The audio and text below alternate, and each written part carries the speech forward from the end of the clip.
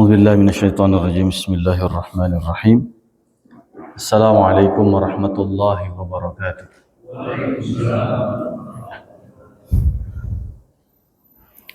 الحمد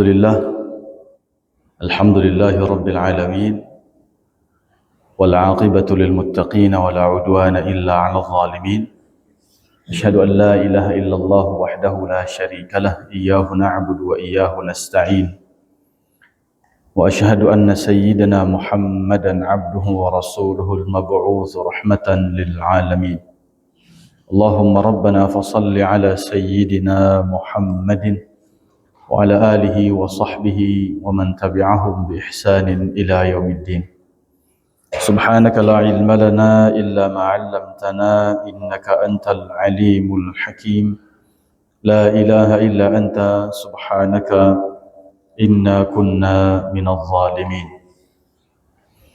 اللهم لا سهل إلا ما جعلته سهلا وأنت تجعل الحزن إذا شئت سهلا اللهم علمنا ما ينفعنا وانفعنا بما علمتنا وارزقنا علوما تنفعنا في ديننا ودنيانا وآخرتنا برحمتك يا أرحم الراحمين طبتم وطاب منشاكم وتبوأتم من الجنة منزلا أما بعد. Alhamdulillah, pujian dan syukur hanya milik Allah Subhanahu wa taala, kita kembalikan hanya kepadanya, dan semua yang menjadi milik Allah tidak pantas untuk kita ambil dan tidak boleh kita ambil. Karena pujian hanya milik Allah, maka siapapun yang mendapatkan pujian, dikembalikan pujian itu kepada Allah dan disandarkan kembali kepadanya dengan mengucapkan Alhamdulillahi Rabbil Alamin. Salawat dan salam kita hadiahkan kepada suri tauladan kita Nabiullah Muhammad sallallahu alaihi wasallam. Mudah-mudahan kita semua kelak mendapatkan syafaat dari beliau, hari di mana tidak ada yang bisa memberikan syafaat kecuali yang mendapatkan izin dari Allah Subhanahu wa taala saja. Dan salah satu yang mendapatkan izin untuk bisa memberikan syafaat adalah baginda Rasul sallallahu alaihi wasallam. Man dzalladzi yashfa'u indahu illa bi'idznih. Taqabbalallahu minna wa minkum salihal a'mal kullu 'amin wa nahnu ila Allahi aqrab. Kullu 'amin wa nahnu bi khairin wa fi kulli khair. Mudah-mudahan sepanjang tahun ini kita lebih dekat dengan Allah. Kita selalu berada di dalam dan bersama dengan kebaikan.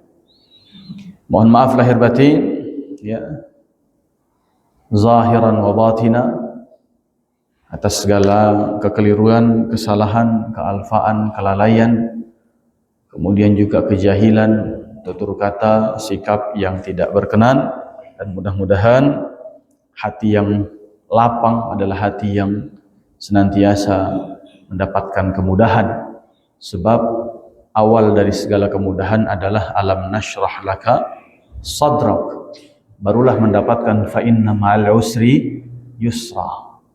Seringkali kita mendapatkan sulitnya persoalan itu karena diawali dengan hati yang tidak bisa saling melapangkan. Nah, jamaah sekalian yang dimuliakan Allah, saya mau mulai dari mana ini, masih sedikit ya. Taib. Sedikit saja. Ada sebagian ini di titik sini. Ini satu baskom kecil kali di bawah ya. Seri-seri sini. Kameranya nanti iya. Bisa ini kali ya. Allah. Bulan-bulan. Bismillah. Taib. Ya. Jamaah sekalian yang dimuliakan Allah Subhanahu wa taala, ada sebuah kisah ya, tentang seorang tabi'in atau masuknya generasi tabi'ut tabi'in. lahir tahun 118 Hijriah, wafat tahun 181 Hijriah. Seorang ulama, ahli fiqih, ahli hadis, ahli tasawuf, ahli sadaqah, ahli ilmu, dan ahli jihad. Beliau digelari dengan as-saffar, orang yang selalu bersafar. Dan safarnya itu berkutat hanya antara 3 hal saja. Safar yang pertama adalah safar menuntut ilmu. Orang yang gak betah di rumah, yang tidak betah berdiam diri kecuali selalu bersafar.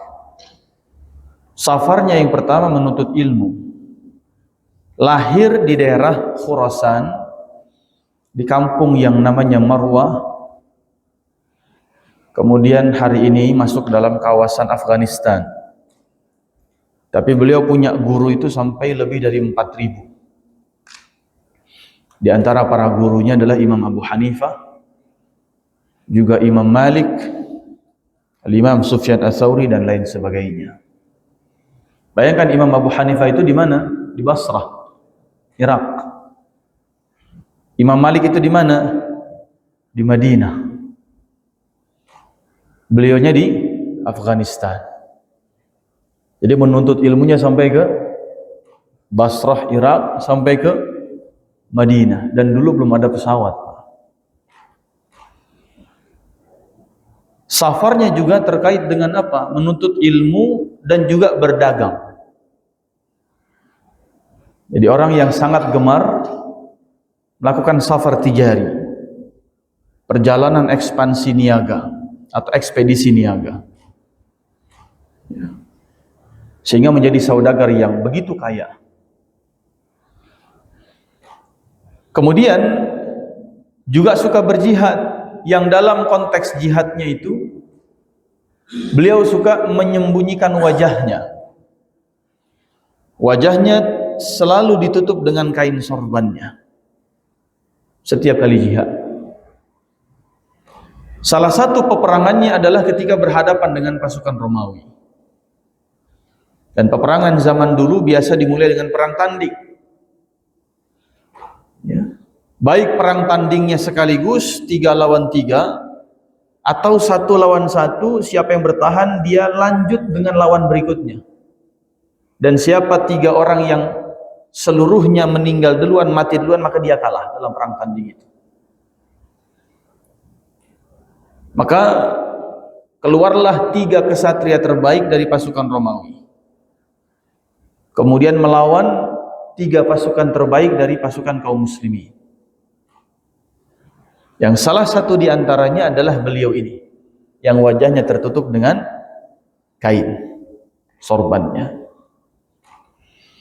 Terjadilah duel pertama yang berujung dengan kematian kesatria Romawi yang pertama. Karena beliau masih bertahan, maka beliau melanjutkan menantang dan melawan kesatria Romawi yang kedua. Begitu juga terjadi duel yang sengit, yang juga berujung dengan kematian kesatria Romawi yang kedua, dan kemudian juga dilanjutkan dengan kesatria Romawi ketiga, dan juga berujung dengan kematian kesatria Romawi yang ketiga. 3 orang kesatria terbaik Romawi mati di tangan 1 orang, yaitu kesatria yang wajahnya tertutup dengan kain sorban tadi. Siapa kira-kira beliau, Pak?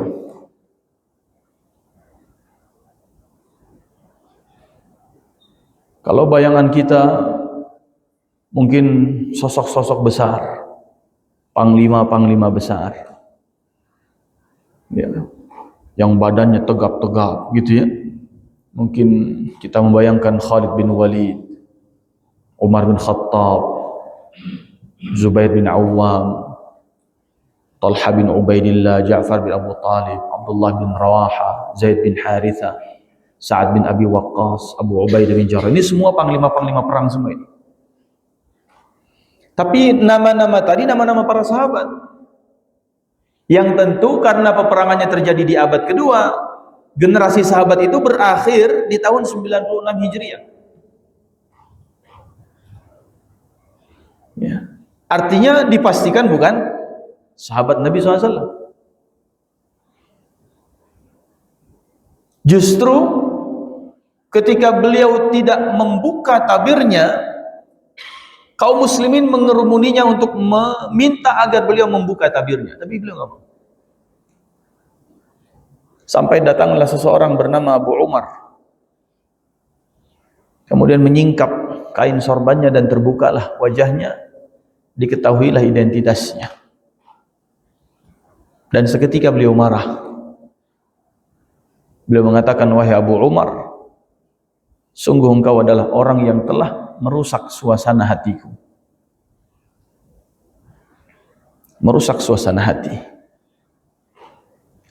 Dia adalah Abdullah ibnul Mubarak, seorang ulama fikih, seorang ahli hadis, seorang ahli tasawuf, yang selalu berusaha menjaga kesucian jiwanya, kebersihan hatinya, yang setiap kali jihad selalu menutup wajahnya dengan kain sorbannya. Dan baginya kemenangan itu bukan ketika berhasil membunuh musuhnya. Kemenangan dalam peperangan itu bukan ketika berhasil membunuh lawannya. 3 orang Romawi yang mati di tangannya, baginya bukan sebuah kemenangan. Justru beliau marah ketika kemenangannya terganggu, saat keikhlasan hatinya terganggu. Seolah beliau ingin mengatakan, musuh terbesar dalam peperangan itu adalah apa yang ada dalam dirinya. Semua yang bisa merobek dan mencabik-cabik benteng keikhlasan dalam dirinya. Seandainya beliau saat itu wafat dan syahid, maka beliau telah mendapatkan kemenangan, sebab beliau syahid tanpa diketahui siapa yang sedang berperang dan sedang melakukan fase perang tanding saat itu. Tidak ada satupun yang tahu seandainya beliau syahid saat itu. Kenyataannya beliau tidak syahid. Makanya Rasul SAW pernah mengatakan, selesai berperang, kita hanya berpindah dari jihad yang paling kecil menuju jihad yang paling besar. Minal jihadil asghar ilal jihadil akbar. Melawan musuh itu jihadnya kecil, tapi melawan diri sendiri itulah jihad yang paling besar. Keberhasilan kita di bulan Ramadan, jamaah sekalian, adalah bukan karena kita berhasil menaklukkan gorengan di siang hari, bukan karena kita telah berhasil menaklukkan es teh manis di siang hari, tapi ujian sesungguhnya adalah Ramadan itu jihad kecil. Jihad akbarnya adalah dari mulai Syawal ini sampai Sya'ban tahun depan. Jihad yang besar kita. Bagaimana membawa kemenangan di bulan Ramadan, kemudian kita duplikasikan 11 bulan setelah Ramadan sampai menjelang Ramadan lagi tahun depan. Dan seandainya ada amalan yang perlu dilanjutkan di bulan Syawal, kata Nabi SAW, adalah apa? Puasa. Bukan tadarus. Walaupun itu penting dan harus tetap berlanjut. Bukan tarawih, bukan qiyamul lail, walaupun itu penting dan harus tetap berlanjut. Tapi Nabi menyebutnya adalah yang harus dilanjutkan segera di bulan Syawal adalah puasa. Man shama Ramadhana summa atba'ahu sittan min Syawal. Siapa yang sudah menuntaskan puasa Ramadannya dan kemudian melanjutkannya dengan 6 hari di bulan Syawal, maka esensi dari puasa di bulan Ramadan, nilai yang paling fundamental yang ada pada bulan Ramadan adalah tentang amalan amalan senyap, amalan rahasia, amalan yang tidak ada yang tahu kecuali antara kita dengan Allah Subhanahu wa taala saja. Kalau kita sholat ke masjid jamaah sekalian, orang melihat sholat kita. Ketika kita bayar zakat, panitia, amil, laz, dan seterusnya menyaksikan beras kita, menerima uang kita. Ketika kita haji, orang menyaksikan prosesi ibadah kita. Bahkan sebelum berangkat pun kita walimatus safar, orang tahu kita berangkat. Tapi puasa, bersahur bersama bukan menjadi penanda bahwa kita akan berpuasa bersama. Iftar jama'i adalah bukan sesuatu yang bisa memastikan bahwa semua yang hadir adalah puasa. Menu takjil yang disediakan oleh masjid kemudian didatangi oleh semua orang yang pejalan kaki atau yang berkendara, dia mampir di situ masjid, dia ikut makan takjilnya tadi, makanan takjilnya, menu takjilnya, bukan menjadi penanda bahwa dia dipastikan berpuasa. Bersahur bersama dengan anak, selesai itu dia berangkat ke sekolah, dia berangkat pesantren kilat, pulang-pulang menjelang maghrib dia cerita, "Mbak, betul anak saya kemarin, ya, ketika puasa Ramadan kelas 1 SD, ya,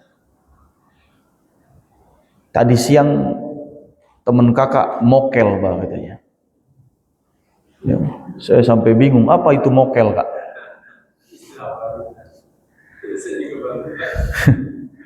dia jelaskanlah sampai kemudian saya nggak ngerti pokoknya apa yang dijelaskan. Dia berusaha menjelaskan sampai saya cari di Google, Pak. Mokel adalah ternyata bahasa Jawa, ya, Jawa Timur atau Jawa Tengah itu, ya, Jawa Timur, ya. Buka puasa siang hari, diam-diam dan seterusnya. Siapa yang jamin anak kita pulang dia juga tidak ikut mokel siang harinya? Ya, alhamdulillah dia 28 hari puasa. 2 cuman batalnya itu pun karena sakit dan sakit perut sama pusing. Saya bilang batal nggak apa-apa, Kak. Tapi 28 hari itu kan pengakuan dia. Saya nggak tahu di sekolahnya apa yang terjadi, ketika sanlatnya apa yang terjadi, ketika dia main sama temannya apa yang terjadi, saya nggak tahu. Murni amalannya dia dengan Allah. Begitu juga saya. Begitu juga istri, saya nggak tahu. Sehingga ketika Allah Subhanahu wa taala mengatakan dengan la'allakum tattaqun, ketakwaan yang seperti apa yang mensifatinya, kita buka hadis Nabi SAW. Dalam Sahih Bukhari Muslim disampaikan juga oleh Imam Ahmad dalam musnadnya, dalam Sunan Tirmidzi juga disampaikan hadis riwayat Sa'ad bin Abi Waqqas. Ya, dari Sa'ad bin Abi Waqqas radhiyallahu taala anhu warḍah. Kata Nabi SAW, "Inna Allah yuhibbul 'abda at-taqiyyal ghaniyyal khafi." Sesungguhnya Allah itu mencintai hamba-hambanya yang taqi, yang bertakwa. Yang dalam hadis itu Allah sifati orang bertakwa dengan 2 sifat. Satu adalah ghani. Ghani itu apa? Kalau diterjemahkan kaya. Tapi kita perlu menjelaskannya dengan hadis Nabi SAW langsung. Dalam Sahih Bukhari misalnya disampaikan hadis dari sahabat Nabi Abu Hurairah radhiyallahu taala anhu warḍah. Kata Nabi SAW, "Laisal ghina an kathratil 'arab, walakinnal ghina ghinan nafs." Kaya itu bukan tentang banyaknya harta, tapi tentang kekayaan jiwa. Dalam syarahnya dijelaskan an-nasara al-haqiqi, bahwa kekayaan yang hakikat itu adalah apa? Innama yakunu biqana'atil qalbi wa ridhan nafs, la bikasratil mumtalakat al-madiyah ma'at tama'i wal hirs.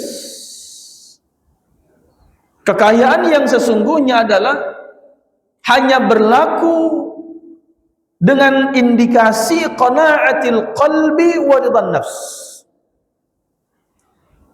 yaitu hati yang semakin qana'ah dan jiwa yang selalu ridha, bukan dengan banyaknya kepemilikan materi, la bi kasratil mumtalakatil madiyah ma'al hirsi wat tama', apalagi kalau dibarengi dengan kerakusan dan keserakahan. Jadi Allah mencintai hamba-hambanya yang bertakwa. Al-Ghani, indikasi pertama ketakwaan, kalau kita ingin mengatakan atau bertanya apakah la'allakum tattaqun yang Allah janjikan terkait dengan ayat Ramadan berlaku kepada kita di bulan Syawal ini, apakah kita semakin ghani, bukan kaya harta, tapi apakah hati kita semakin qanaah dan jiwa kita selalu ridha dengan ketetapan Allah dan ketentuan Allah. Satu, itu makna ghani.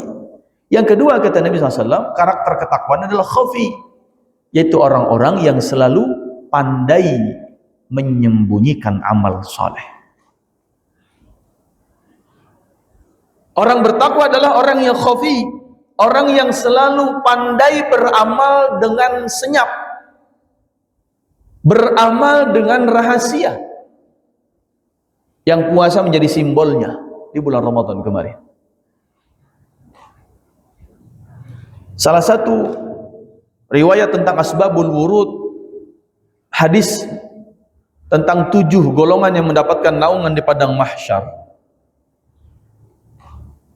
adalah tentang salah seorang sahabat Nabi yang punya kebiasaan menjelang subuh beliau keluar rumah membawa makanan yang diletakkan di pintu rumah seorang fakir miskin, sehingga si fakir miskin tadi di pagi hari ketika membuka pintu, dia dapati di depan pintu rumahnya sudah ada makanan tersedia.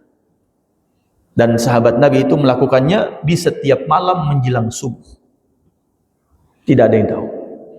Maka keluarlah satu golongan itu, Nabi sebutkan adalah yang akan mendapatkan naungan di padang mahsyar, seseorang yang bersedekah dan dia sembunyikan sampai-sampai tangan kirinya tidak tahu apa yang disedekahkan tangan kanan.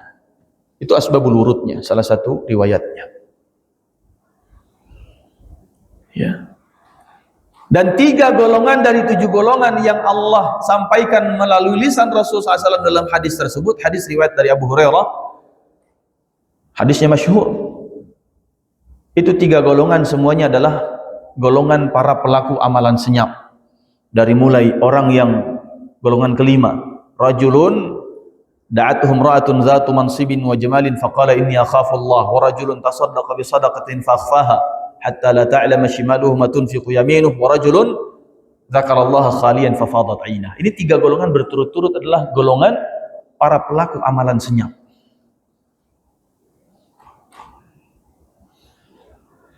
Orang yang diajak berzina oleh seorang wanita yang punya kedudukan dan kecantikan, dalam kesendiriannya tidak ada yang melihat selain dia berdua, dan Allah Subhanahu wa taala, dia masih mengatakan saya takut sama Allah. Ketakwaan yang dibuktikan dalam kesendirian, bukan ketakwaan yang diumbar di panggung-panggung dan juga di mimbar-mimbar. Ketakwaan yang tetap terjaga, kata para salaf. Jarak antara dirimu dengan neraka adalah jarak antara hatimu dengan tanganmu. Jarak antara dirimu dengan neraka adalah jarak antara hatimu dengan kemaluanmu. Jarak yang sangat dekat. Sebab banyak umat manusia yang masuk neraka gara-gara tangan dan kemaluan. Dengan tangan bisa menuliskan apapun, chatting apapun, gibahin orang, fitnah, meledek, merendahkan, berkabar palsu, ngadu domba dan seterusnya. Dengan tangan bisa melakukan apapun, tanda tangan palsu, laporan palsu, proposal palsu dan seterusnya. Ini dengan tangan. Kemaluan juga sama. Jarak antara neraka dengan diri kita adalah jarak hanya antara hati kita dengan lisan kita. Sebab banyak orang yang masuk neraka gara-gara lisan. Bagaimana menjaga saat tidak ada orang yang tahu, antara hati dengan tangan, hati dengan lisan, hati dengan kemaluan masih terjaga. Inni akhafullah, saya takut sama Allah. Dan Ramadan membuktikan itu kan. Di rumah sendirian ada makanan tersaji di meja makan, kita nggak nyentuh, nggak ada orang yang ngelihat. Mau ngambil, ini antara hati dengan tangan saja, ambillah makan, nggak ada yang ngelihat. Ini kan nggak kita sentuh, Pak. Berhasil kita, alhamdulillah. Kemudian golongan apa lagi kata Nabi? Golongan yang bersedekah dengan tangan kanannya dan dia sembunyikan sampai-sampai tangan kirinya nggak tahu. Dan golongan yang ketujuh adalah golongan yang ingat Allah khalian saat kesendiriannya. Fafadat ainah, dan meneteslah air matanya. Bukan air mata yang menetes saat istighosah kubra. Bukan sesenggukan yang suaranya diperdengarkan saat zikir akbar. Itu orang-orang di sekitar kita tahu. Tapi air mata yang menetes di jalan sendirian, naik motor, helm full face, kacanya kemudian gelap, nggak ada orang yang melihat, tiba-tiba air mata netes, ingat Allah, taubat, ingat dosa, ingat salah, zikir sepanjang perjalanan. Di mobil sendirian, kacanya gelap, ya dia ingat Allah Subhanahu wa taala, nggak ada yang lihat. Di sujud-sujud panjang sepertiga malam terakhirnya, di ruku-ruku panjang sepertiga malam terakhirnya, dia teteskan air mata, nggak ada yang tahu. Ya. Maka spirit merahasiakan amal dan menjaga amal. Kalau kita tanya Pak hari ini, di era yang segalanya serba publikasi, serba sosmed, serba dokumentasi, kalau kita tanya, kita mungkin hanya berujung pada istighfar saja sama Allah ini. Mana amalan yang masih tersisa? Kalau kita tracing setiap amal kita masing-masing, Pak, apalah kira-kira amal kita yang pernah kita lakukan dan masih tetap kita lakukan, yang hanya antara kita dengan Allah saja.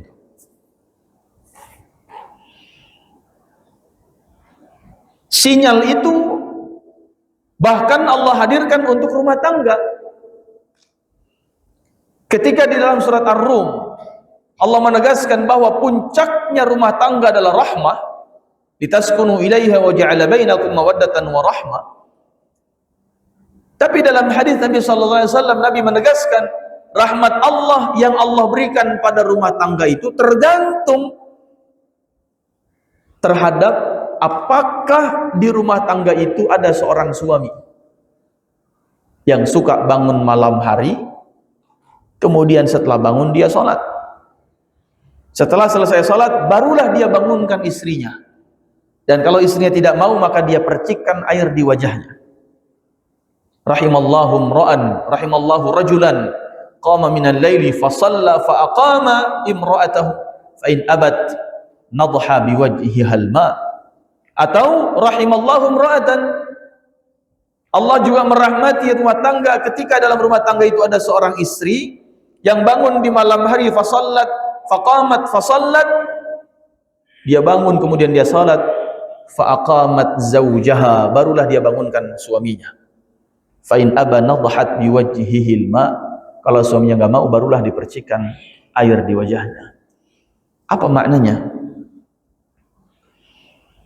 Rahmat Allah turun kepada rumah tangga jika seorang suami, perhatikan urutannya, dia bangun, kemudian dia sholat, selesai sholat baru dia bangunkan istrinya. Apa maknanya jemaah sekalian? Kalaulah setelah dia bangunkan istrinya, dia ajak istrinya sholat tahajud bersama, maka maknanya adalah sudah ada rokaat-rokaat tahajud yang lebih dahulu dilakukan oleh suaminya, yang bahkan istrinya pun tidak perlu tahu. Teman tidur satu kamarnya tidak tahu tentang tahajud suaminya. Biarlah istri kita tahu PIN ATM kita. Biarlah istri kita tahu ukuran sepatu kita, ukuran baju kita, ukuran peci kita. Biarlah istri kita tahu makanan kesukaan kita, kebiasaan kita kalau tidur ngorok atau tidak. tapi ya Rabb, dia nggak pernah tahu tahajud saya. Kan gitu kira-kira Pak. Dia bangun, dia sholat, selesai sholat, dia bangunkan istrinya. Subhanallah. Dan hadis itu hanya berhenti di situ. Tidak dikatakan apa? Setelah dia bangunkan istrinya, diingatkan istrinya sholat. Tidak. Dia bangunkan istrinya, kemudian diajak sholat tahajud bersama. Tidak. Pokoknya kalau dibangunkan dia nggak mau, dipercikan air di wajahnya. Di situ saja. Karena fokusnya bukan tentang bagaimana yang terjadi setelah membangunkan istrinya. Artinya apa? Fokusnya kepada apa yang terjadi sebelum membangunkan istrinya. Yaitu ada amalan qiyamul lail yang istrinya nggak tahu.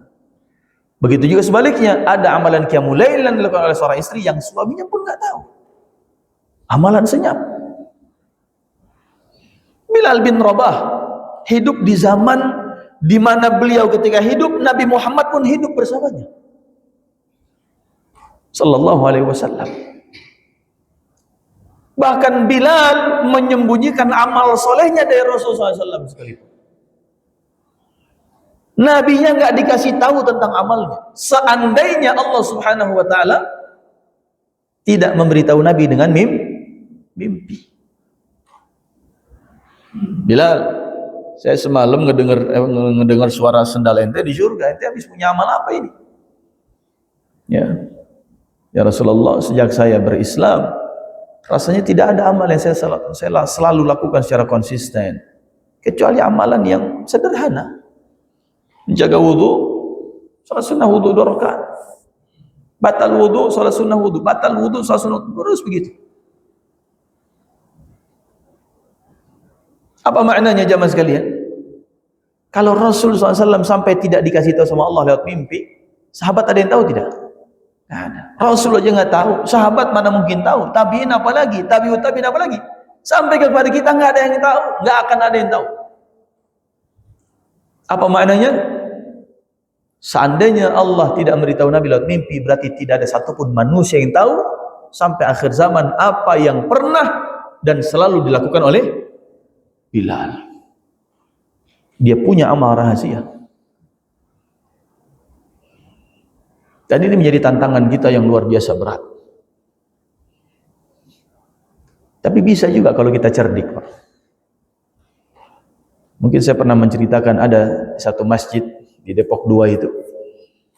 Ya, yang bendahara DKM-nya pernah cerita sama saya.